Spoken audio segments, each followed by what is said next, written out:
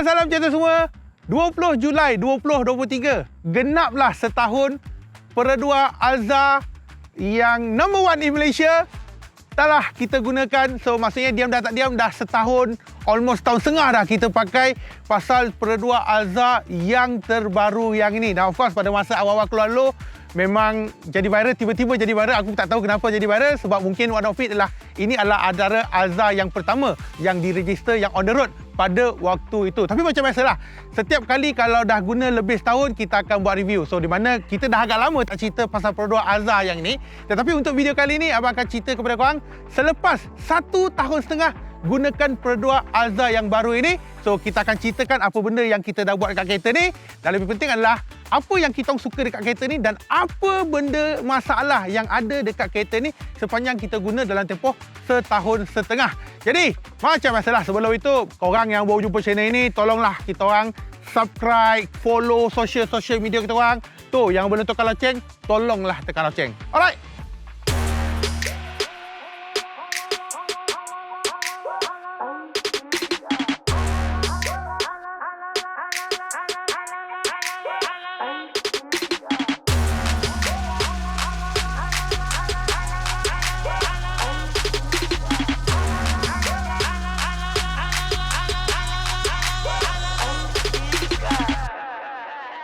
So macam saya katakan, diam tak diam dah setahun lebih dah kita orang pakai kereta ini. Dan mileage sekarang ni masih rendah lagi lah, 27,000. Kira on track lagi lah. Untuk setahun average dalam 20,000. So setahun setengah 27,000 masih lagi on track lah. So kiranya kereta ni memang kita guna pakai all the way. Dan antara biasa orang tanya, bang, kenapa tak nak beli Veloz bang? Kau tanya pada aku, masa tu Alza dah keluar, Veloz tak keluar lagi, that's why kita ambil ni. Tapi dengan beza 20,000 sebenarnya ada pro and con lah. Tapi aku tetap pilih Alza jugalah.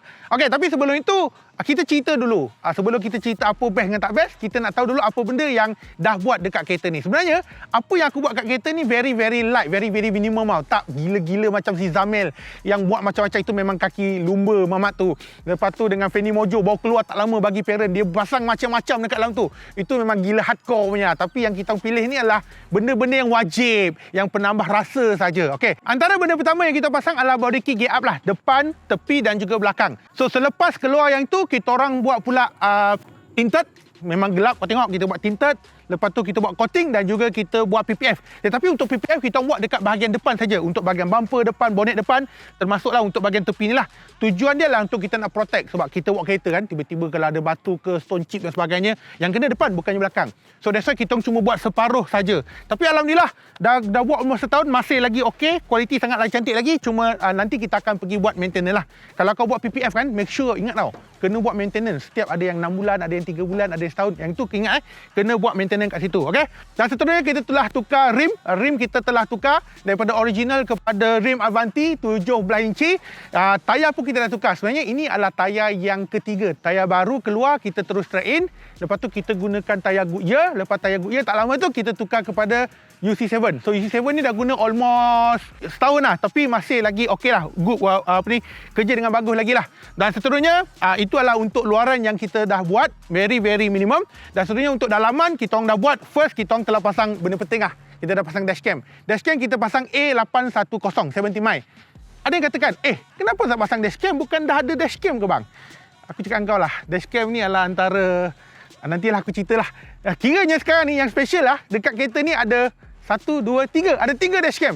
Depan belakang 70 mile dengan depan untuk yang original yang itu. Memang kita ada dashcam. Banyak kan kita di sini. So, jangan buat hal kat kereta ni So, selain daripada itu, kita juga telah tambahkan MaxTag.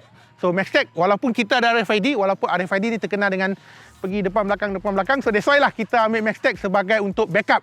Andai kata kalau ini tak boleh detect, kita pasang MaxTag. Dan seterusnya kita telah pasangkan Android Player. Android Player adalah antara terawal juga kita tukar. Yang original kita tukar, kita sebelum ada Apple CarPlay, sebelum ada Apple, kita dah tukar. Kita ambil jenis yang orang katakan daripada Soundstream. Asal memang dah ada 360, tapi kita tukar yang ni adalah orang katakan guna kamera 360 jenama Sony. Yang ni lebih clear lah. So yang lama tu kita gantikan dengan jenis Sony, dan pada masa sama juga kita ada tambah speaker. Sebenarnya untuk speaker kereta ni memang dah best tau, tapi kita ada tambah 2 biji speaker lagi dekat bahagian dashboard yang ini. Dan seterusnya kita pasang sekali dengan orang katakan race chip. Race chip ni aku pernah cerita sebelumnya, di mana untuk pick up kau adalah lebih cepat dan juga dia penyebatan bahan api sedikit lah, dia ada perubahan kat situ. Dan seterusnya kita telah buat dari segi kapet kita tukar kepada jenis yang Dodomat. So yang ni memang kapet kita ambil full set daripada depan sampailah ke bahagian belakang.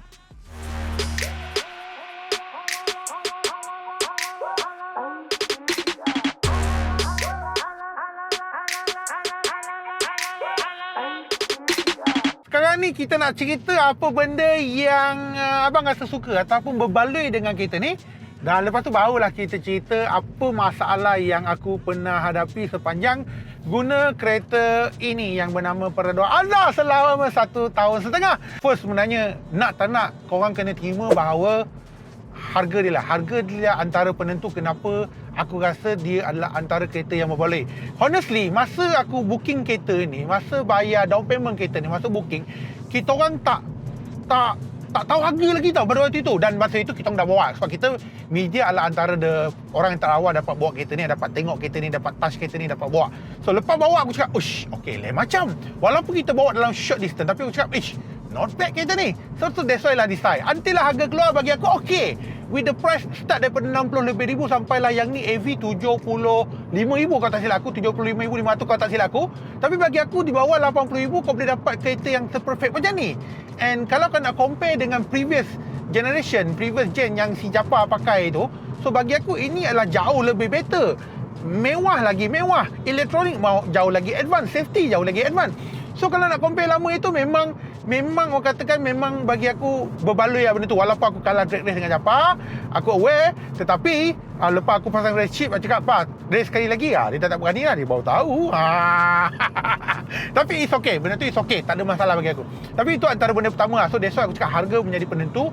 Yang aku rasa harga dia memang kompetitif lah. Dengan harga apa dia bagi, dengan apa yang kau dapat dengan harga tu memang sangat-sangat kompetitif.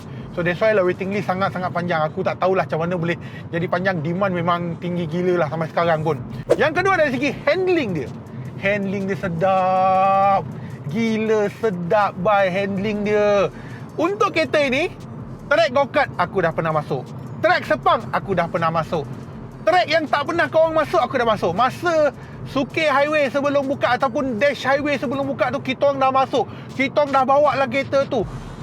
Memang sedap gila babe. Ini adalah antara faktor utama kenapa kita pilih kereta ni juga. Dan termasuklah kita telah buktikan naik ke genting dengan Uncle YS balon macam mana sampai lampu CVT menyala benda tu. Gila babe, memang solid lah. Itu antara benda yang aku rasakan memang itu antara penentu lah kenapa aku cakap kereta ini adalah antara kereta yang sedap.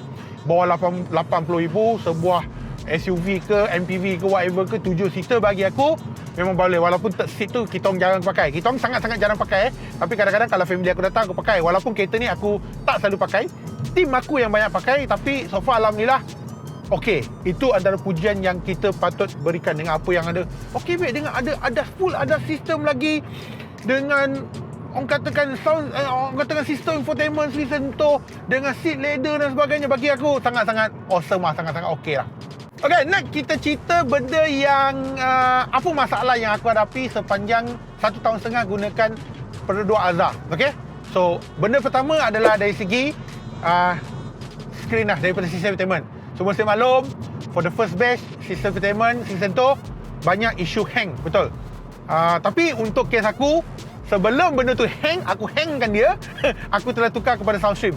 So aku tidak menghadapi masalah hang tu. Sebab lepas keluar tak lama tu, seminggu lebih kot, kita terus tukar kepada Soundstream yang ada Apple CarPlay, Android Auto, wireless lagi sekali benda tu, and ada tambah speaker lagi. So kita tidak menghadapi. Tapi memang a lot of the issue, dan kita tanya pada Peredor, memang itu ada isu dari segi vendor, and dia orang telah solve. Benda tu memang telah solve lah benda tu. Memang ada yang tempoh seminggu 2 kena cabut, biar kosong. Lepas tu dah siap benda tu pasang balik. Memang itu antara isu yang terawal yang kita hadapi. Itu yang pertama. Yang kedua, dashcam. Masalah apa? Hang juga. Ini pun antara masalah vendor jugalah.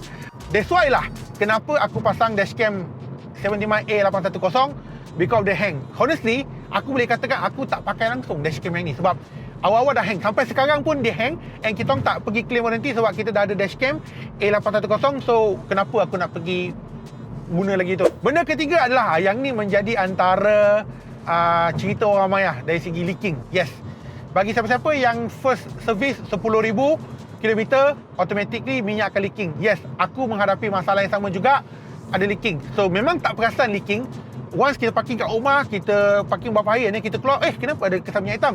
Barulah perasan leaking. So benda ni pun Perodua aware benda tu. Dia orang ada saya tak tahu dia panggil recall ke tidak. Sebelum dia pernah panggil recall sekali ke dua kali benda tu. Aku tak ingat pasal isu apa, tapi leaking tu memang betul. And kita orang tanya Perodua pun aware, dia orang akui bahawa ada masalah dekat oil filter. So benda tu telah di-solve. Sekarang ni aku tak dengar lagi isu pasal leaking sebab benda tu telah di-solve. Tapi macam aku masa tu baru tukar 10,000 km and then leaking and then solve. Kita pergi hantar service center, dia keluar balik minyak hitam, dia ganti balik minyak hitam baru dengan oil filter yang baru. Okey, itu dah di-solve. And then masalah keempat adalah dari segi ni, bumbung ni okey, bukan tak okey ni. Tapi kan kalau hujan kan, kalau kau nak cakap orang sebelah, "Oi, kau buat apa ngah? Oi, kau nampak dah kita tu." Macam tu. And then seterusnya, yang ni aku tak hadapi, tapi banyak orang hadapi dari segi setengah. Mungkin inilah rare case lah. Setengah yang button tak boleh tekan, button aircon dia jadi hang, memang tak boleh tekan. Lepas tu dari segi ni, cermin yang katakan tak ketat, longgar kalau pegang dia dengar macam ni tak solid kan. Tapi yang ni macam longgar sikit. Tapi benda ni ada orang dah solve dah benda tu. Tapi masalahnya ada isu juga berlaku yang ni lah. Tapi untuk aku memang tak ada berlaku sampai setahun setengah aku guna sampai sekarang. Cermin masih solid lagi. Memang tak ada longgar, tak ada apa-apa berlaku kat sini. Dan seterusnya adalah dari segi ni, fuel cap, minyak. Tangki minyak bukan setakat dekat Azhar aku, Azia aku pun menghadapi benda sama juga. Di mana kita unlock kat sini, dekat sana tak buka, kita kena cungkir. So basically itu antara beberapa isu common yang berlaku untuk Perodua Azhar. Tetapi apa aku nak highlightkan lah, ini adalah small issue tau. Ini adalah isu-isu yang kecil, minor issue. Dia bukannya big issue like engine kong, engine problem, gearbox problem. Tak ada. Untuk isu-isu besar tak ada. Kalau ada pun is very rare case. Satu atau dua case maybe, atau less daripada itu, kita tak tahu. Tapi untuk aku tidak menghadapi masalah tu. Tetapi benda-benda kecil-kecil yang menjadi masalah. Tetapi the good thing aku nak puji pada Perodua lah, diorang sangat take action. Benda yang masalah dia terus solve, dan solve dia takkan berulang lagi. Itu yang kita nak. Kita tak nak masalah kau solve, buat lagi kau jadi balik, buat lagi kau jadi balik. Itu yang kita tak nak. Tapi untuk yang ni, this case memang aku salute lah, aku tabik spring lah dekat Perodua. Benda tu diorang very take serious pasal benda ni apabila ada customer complain. Tapi secara overall ya, bagi aku tak ada isu. Walaupun banyak yang aku cakap tak okey dekat kereta ni, yang isu-isu semua, tapi bagi aku itu adalah normal. Itu adalah benda-benda minor problem saja. It's not a big problem.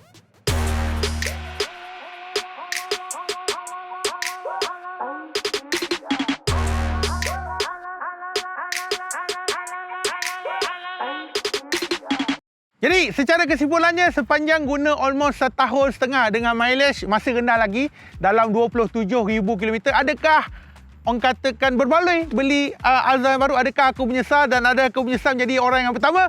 Sejujurnya sebenarnya dalam tempoh setahun setengah ni dia ada beberapa isu, tetapi isu yang dia ada adalah isu-isu minor lah. Yang paling penting adalah benda-benda minor yang telah di-solve oleh Perodua. Kita tak nak benda-benda kecil tapi keep repeated, repair repeated. Itu yang kita tak nak. Tetapi buat masa ini dia tak ada lagi kes-kes yang berat, contohnya melibatkan enjin dan sebagainya. Tak ada langsung. Mungkin it's a very rare case. Tapi sepanjang kita orang guna, memang kita orang dah lenjan, kereta ni dah buat ke mana-mana saja. Boleh katakan di area Semenanjung kita dah pergi ke atas ke bawah, semua kita dah buat ke mana-mana. Tayar pancit, tayar pecah, semua kita dah merasa dah. Tapi so far masih okey lagi. In term ada enjin, memang tak boleh nafikan lah. Memang terbukti daripada selama ini, memang all is good. Tapi lebih penting adalah macam aku cakap lah, Perodua bab benda ni memang bagus, soft. Contohnya macam oil filter yang aku cakap ni, yang leaking. Lepas tu dari segi audio system, benda tu diorang nak aware, lepas tu diorang soft. Itu yang kita nak. Tapi buat masa ni, menyesal tidak? Bagi aku tidak. Aku boleh katakan ini adalah antara kereta pembelian yang berbaloi. Di bawah 80,000 yang kita beli yang ni, dengan macam-macam kita dah buat. Alhamdulillah, masih lagi work well, masih lagi kondisi dalam keadaan yang baik lah. Yelah, baru setahun lebih kan. Yang paling penting adalah servis kena on time lah. Itu yang lebih penting. So, bagi korang yang aku tahu ada masih yang CCTV belum off lagi, yang beli order sampai 4-5 bulan, tapi itulah barang panas. Ramai orang beli. Kalau tak laku memang takkan waiting ni panjang. Tapi buat bersabarlah. InsyaAllah lepas kau dapat kereta ni, kau akan faham apa maksud aku. Kau akan puas hati lah bagi aku kalau kau beli Alza yang baru. Okay? So, sampai sini saja video kita pada kali ni. Macam biasalah, kalau kau nak kita buat apa lagi video pasal kereta ni, kita nak buat macam-macam video dah. Kau boleh tengok dekat sini, macam-macam video kita dah buat. Tapi kalau ada pun nak tanya, nak kita buat, insyaAllah nyatakan. Dan insyaAllah nanti lepas 2 tahun ke 3 tahun lepas kita guna, kita akan buat sekali lagi. InsyaAllah kalau kereta ni masih ada dekat sini lagi. Tapi buat masa ini, kereta ni masih kita akan gunakan untuk tujuan kita buat kerja seharian kita lah. Okay? So, sampai sini saja video kita ni. Macam biasalah, terima kasih atas sokongan anda. Terima kasih juga atas doa yang baik anda pada kita orang. Dan kita akan jumpa lagi pada masa akan datang. Bye-bye semua. Assalamualaikum.